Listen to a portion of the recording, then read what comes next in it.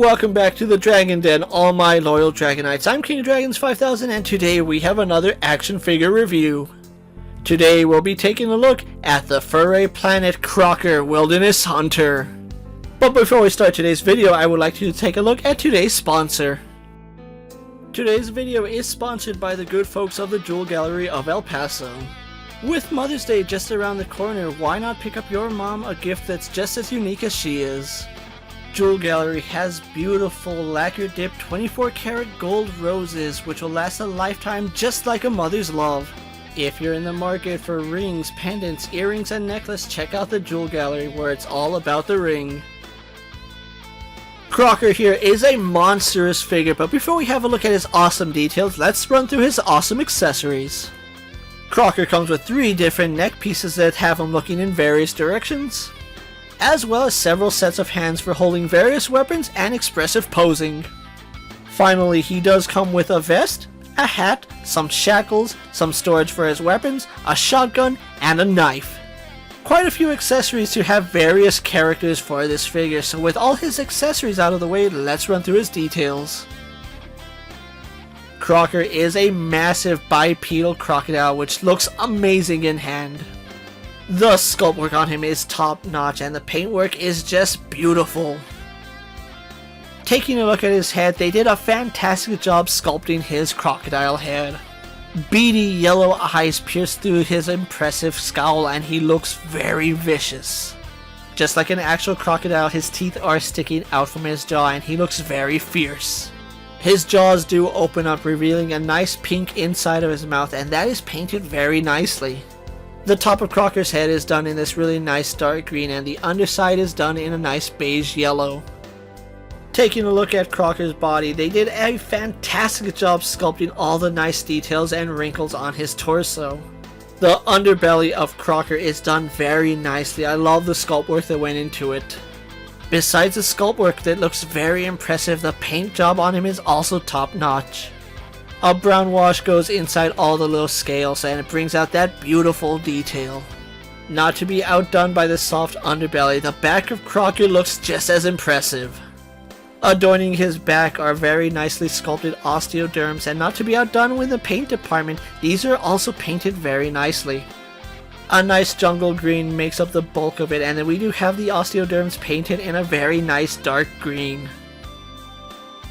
The outside of his arms are also covered in osteoderms and continue that very nice green paintwork, with the inside of his arm also carrying over that soft underbelly with the beige paint. His hands are also nicely done with the green on the outside and the beige on the inside, and at the tip of each finger we do have black claws. Crocker is also sporting a pair of worn denim jeans. Around his waist we have a very nicely painted leather belt. With a nice silver belt buckle in the front, it does have some scratches on it. His jeans are also nicely painted and sculpted with a very nice dark wash throughout it. It looks like a pair of messy jeans.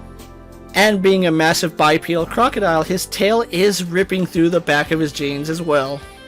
His tail is nicely done with various segments to help with mobility, and the paint and sculpt work is also top notch.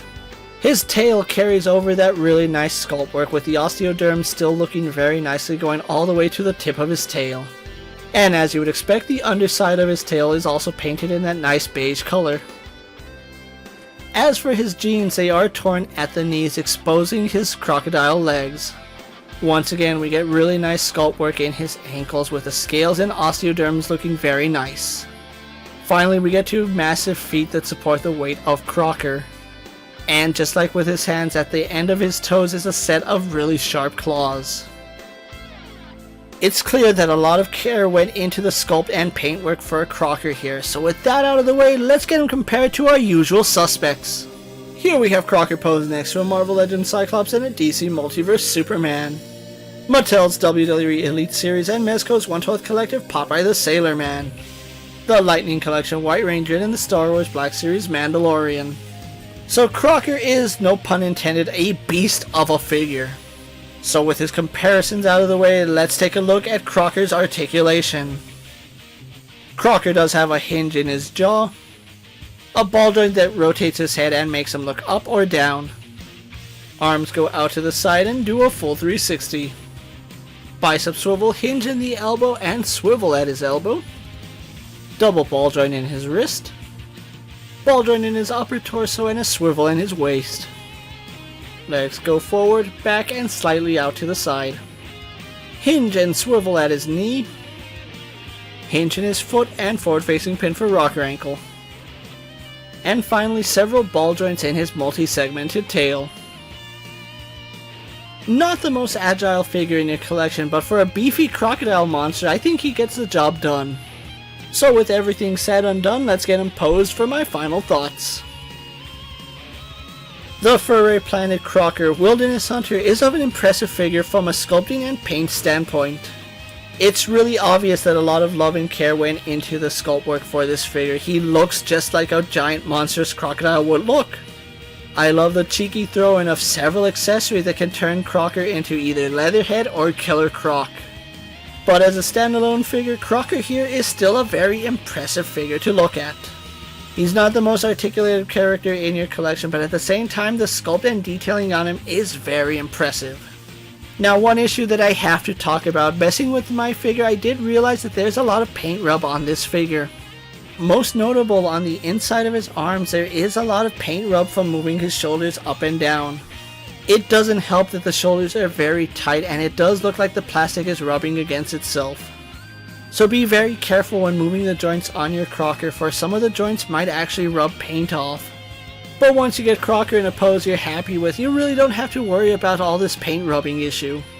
Moving forward, I hope that the paint on this figure is improved, because as nice as it looks, I am a little bit sad that the paint is rubbing up against itself. Other than the paint issue, I'm still very happy to have Crocker in my collection.